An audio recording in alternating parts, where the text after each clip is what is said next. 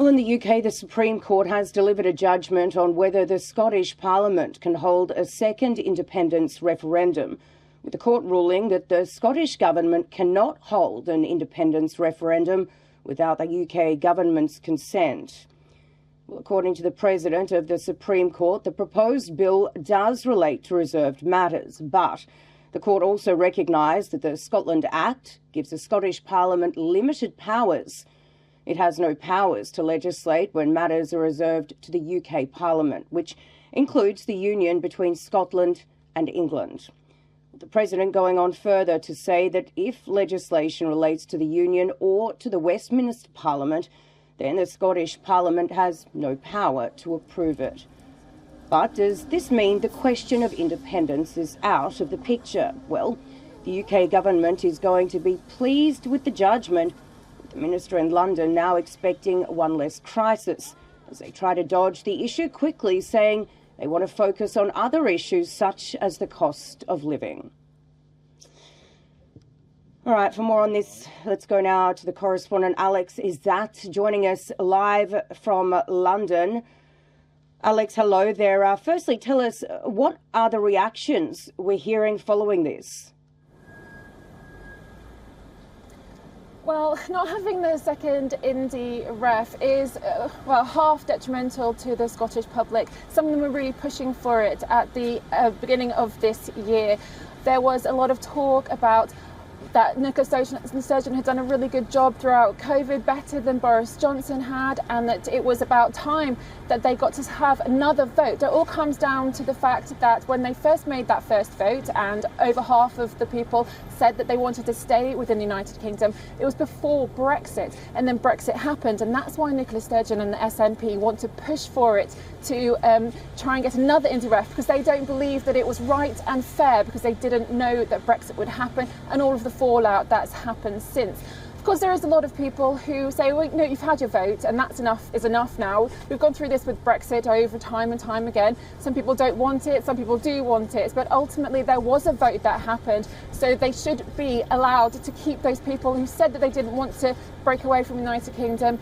I think, though, that what's going to happen is Nicola Sturgeon is going to push again to try and go forward with this indie ref, because she did seem to get a lot of momentum going up in the last time. But Rishi Sunak now has to tell her yes or no, and it's unlikely that he wants to break apart the union. In fact, it's one of the things he said in the hustings, that he definitely wanted to keep the whole of the United Kingdom together.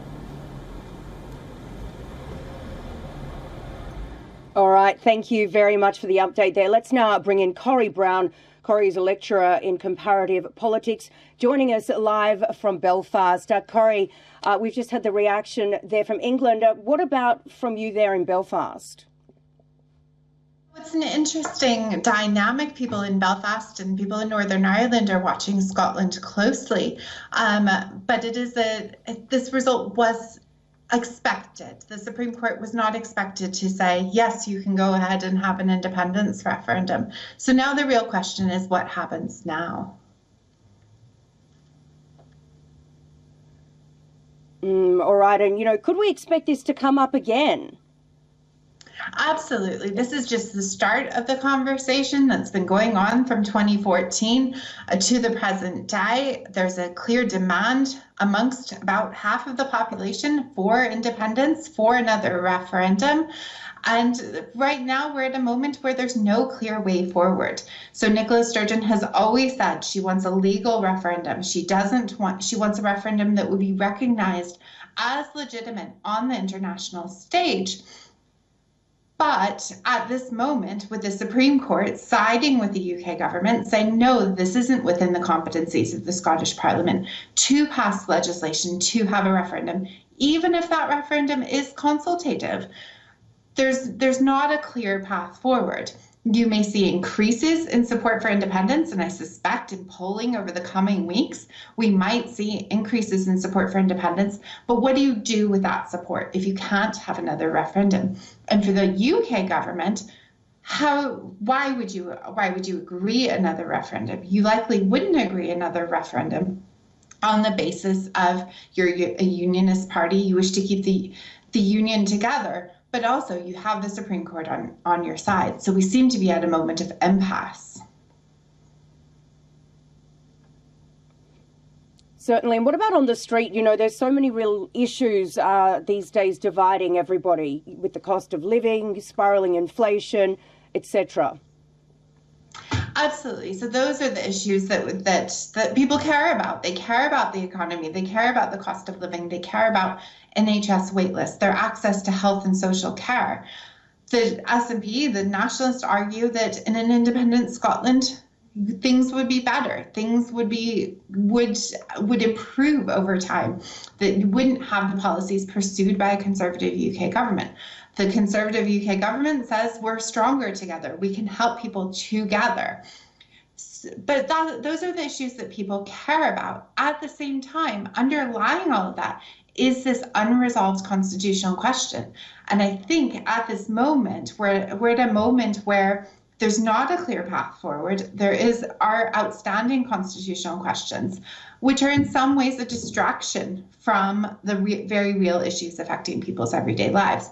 The unionist parties, those parties who are anti-Scottish independence, are saying you need to focus on the day job. You need to focus on the real issues affecting people. But the Scottish National Party has their party of government. They are focusing on these issues, but at the same time, there's a significant base within that party that cares about independence more than they care about some of these other issues. Or they argue that independence is a way to address some of these issues. All right, Corrie, we really appreciate your time. Thank you very much for that.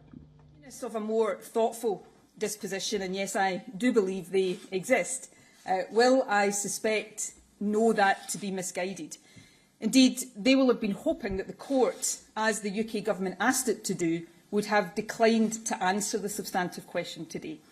That's because they will understand that this judgment raises profound and deeply uncomfortable questions about the basis and the future of the United Kingdom.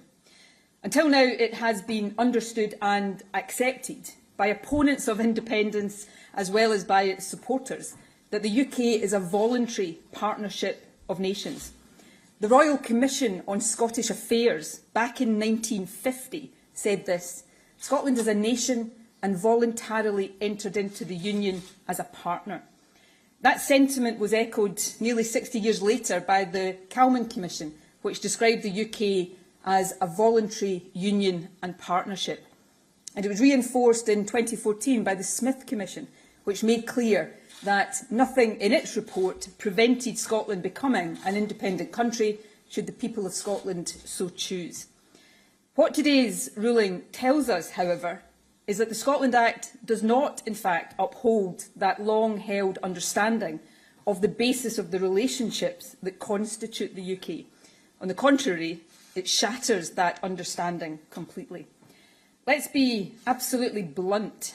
A so-called partnership in which one partner is denied the right to choose a different future, or even to ask itself the question, cannot be described in any way as voluntary or even a partnership at all.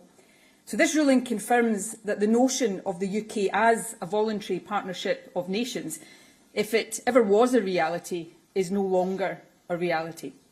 And that exposes a situation that is quite simply unsustainable. I don't often, as all of you know, quote former Tory Prime Ministers, but I will make an exception today. In the words of former Tory Prime Minister John Major, no nation can be held irrevocably in a union against its will. Indeed, perhaps what today's judgment confirms more than anything else is that the only guarantee for Scotland of equality within the British family of nations is through independence.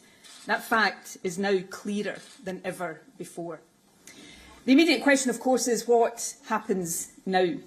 Obviously, I'm making these remarks just a couple of hours after the court issued its judgment. While the terms and import of the ruling are clear, it will still be important to absorb and consider the full written judgment properly. I think it's safe to predict that this will not be my last word on the matter. However, my initial views, building on what I said in June, are as follows. First of all, it is worth repeating that the court judgment relates to one possible route to Scotland making a choice on independence, a referendum bill in the Scottish Parliament without Westminster agreement.